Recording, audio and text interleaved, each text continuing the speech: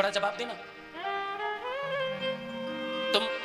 तुम्हें अगर कोई पशु कहे, जानवर कहे तो तुम्हें बुरा लगता है, लेकिन कोई शेर कहे तो मेरे शेर है ये, तो तुम्हें बड़ा अच्छा लगता है। इसको दूसरी तरीके से समझना, ऐसा एक काम बताओ ढूंढकर जो पशु पक्षी नहीं करते और तुम करते हो, अथवा कोई ऐसा काम बताओ जो वो करते हो तुम नहीं करते। एक काम बताओ, तुम भोजन करते हो, हाँ जी ना जी, वो भी करते हैं। तुम रात में सो जाते हो, हाँ जी ना जी, वो भी सो जाते हैं। हाँ, तुम सबके बच्चे होंगे या हुए होंगे, उनके भी।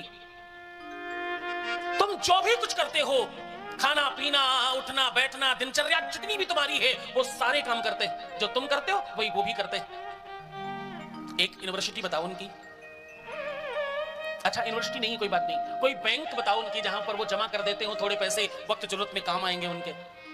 हाँ, अच्छा चलो शादी में गहने बना लिए होंगे, कभी बेचेंगे काम आ जाएगा। नहीं, कोई प्लॉट, कोई मकान, कोई खेती बना ली होगी, कभी महंगी होगी तो बेच देंगे। तो ऐसा कोई भी कार्य जरा बताना, तुम्हारी तरह उनके पास जमीन नहीं है, बैंक नहीं है, बैलेंस नहीं है, पैसा नहीं, रुपया नहीं, शिक्षा नहीं, नॉलेज नहीं, ज्ञान नहीं, उसके बावजूद जो तुम करते वो सब वो करते हैं। वेद कहता है, बोले आहार निद्रा भय मैथुनं च और सामान्य में तत्पशुभिर्निराम ज्ञानाम हितेषा अधिकम वसिष्ठम ज्ञानेन हीना पशुभिर्समाना। और एक बात कहूं, कुछ बुजुर्ग बैठे हैं, ध्यान चाहता हूं, बहुत ध्यान से सुनिएगा आप लोग। आपकी मनसा और आपने बहुत बरसात देखी है, आपने बहुत छांव देखी है और आपने बहुत साल देखे हैं, इसलिए आप लोग बहुत ध्यान समझना। पशु का तो गोबर भी काम आता है, मैं तो ये कह भी नहीं सकता आगे वाली लाइन। उनके नाखून काम आते हैं, उनके बाल काम आते हैं, उनके खुर काम आते हैं, उनकी सींग काम आती, उनकी खाल काम आती, उनकी त्वचा काम आती, उनकी हड्डियां काम आती। तुम्हारा तो हाँ, उसके बावजूद हम सब मनुष्य हैं, हम सब इंसान हैं। परमात्मा कहता है, सब मम प्रिय सब मम उपजाए। तुम्हारे मतलब की बात अब करने जा रहा हूं। ये क्लास है, ये कक्षा है। भैया तुमने गलती करी, नेमा परिवार की बात सुनकर। ये पाठशाला है, 7वें दिन तुम पास होकर निकलोगे, यहां से सर्टिफिकेट मिलेगा कि तुम पास हो चुके और तुम्हारा जीवन परिवर्तन हो चुका होगा। इसलिए मेरी कड़वी बातें भी ध्यान से सुनना। बोले सब मम प्रिय सब मम उपजाए, सब मम प्रिय सब मम उपजाए, सब मम प्रिय सब मम उपजाए, सब मम प्रिय सब मम उपजाए।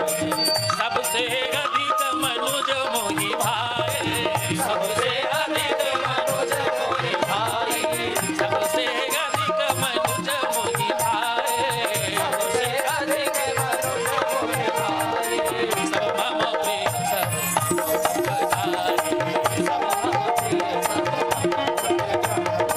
सब मम प्रिय सब मम उपजाए, सब मम प्रिय सब मम प्रिय सब मम उपजाए, सब मम प्रिय सब मम उपजाए। सबसे अधिक मनुज मोहि भाई, सबसे अधिक मनुज मोहि भाई, सब मम प्रिय सब उपजाए, सब मम प्रिय सब उपजाए। परमात्मा कह रहा है, भगवान कह रहा है, सबको मैंने बनाया है, सब मैंने ही निर्माण किया है। लेकिन परमात्मा की वाणी देखो, वो कहते हैं मनुष्य मुझे ज्यादा प्रिय है। जबकि तुम्हारा कोई चीज काम नहीं आती, तब भी परमात्मा कह रहा है तुम ज्यादा प्रिय हो। कारण तुम भगवान की पूजा करते हो, तुम भगवान के हो और भगवान का भजन करते हो, भगवान के लिए माला कर सकते हो, उनका उपवास कर सकते हो, तुम नवरात्रि कर सकते, तुम शिवरात्रि कर सकते, तुम सोमवार कर सकते, तुम एकादशी कर सकते, तुम पूर्णिमा कर सकते और तुम प्रदोष व्रत कर सकते हो। पशु ऐसा नहीं कर सकते। हाँ, इसलिए भगवान कहते तुम सबसे प्रिय हो। तुम सोचो, कभी गाय सोचे कि मुझे आज पिज्जा खाना है, संभव है क्या? हाँ, शेर सोचे कि मुझे आज उपवास करना है, पॉसिबल है क्या? नहीं। तुम ये सब कर सकते हो। तुम्हारे लिए परमात्मा ने सारे साधन दिए हैं। वो साधन दिया क्यों मालूम? क्योंकि तुम साधक हो। क्यों दिया साधन तुमको? क्यों दिया? क्योंकि तुम साधक हो। किसके? अपने साध्य के, और उसने सोचा था कि तुम साधना करोगे। ध्यान समझना, एक साधक अपनी साध की साधना करेगा, ऐसा साध ने समझा, इसलिए उसने तुम्हें साधन संपन्न किया कि जाओ तुम साधन संपन्न हो जाओ, तुम्हें सब दे रहा हूं, तुम आनंद से रहना और तुम अपने जीवन में भजन करना। पर तुम भूल गए। देवरी के लोगों, मुझे क्षमा करना, लेकिन मैं तुम्हें कहूंगा जरूर, मैं मानूंगा नहीं। मैं इस व्यासपीठ पर बैठकर मेरी जिम्मेदारी है कि मैं तुम्हें जगाऊं और तुम्हें शिव भक्त बनाऊं, तो तुम बस मेरी मदद करना।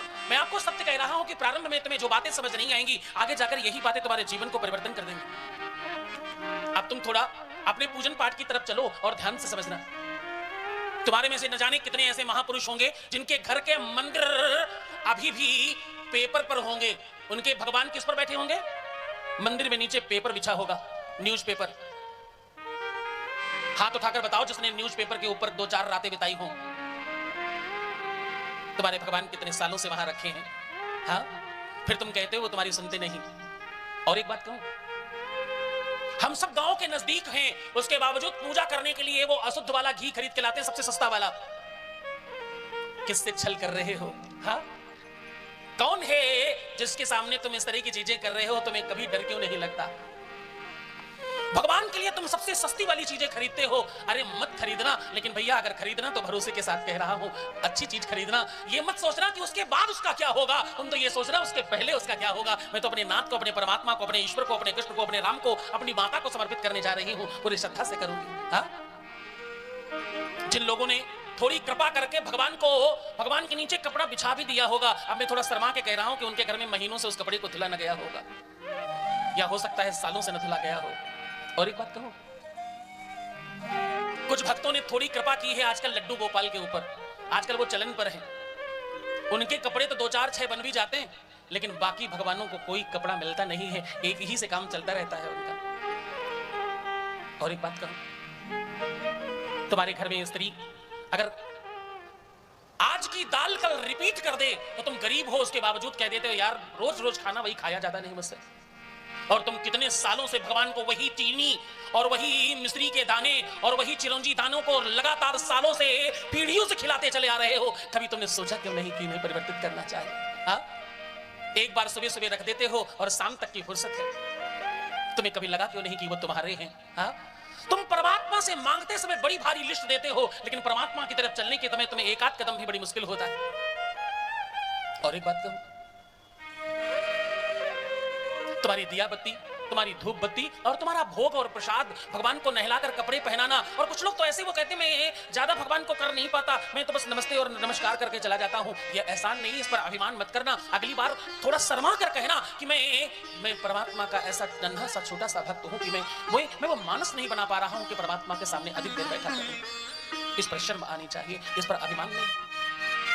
तुमने कभी क्यों नहीं सोचा कि तुम्हें इससे ऊपर उठकर कुछ करना चाहिए? वही चीनी से तुम कभी हलवा, कभी कोई खीर अथवा कुछ थोड़ा बहुत बनाकर भगवान के सामने रखकर देखो, परमात्मा से तुम्हारी प्रीति बढ़ेगी। कल मैंने कहा था, प्रेम और भक्ति ये दोनों एक ही सिक्के के दो पहलू हैं।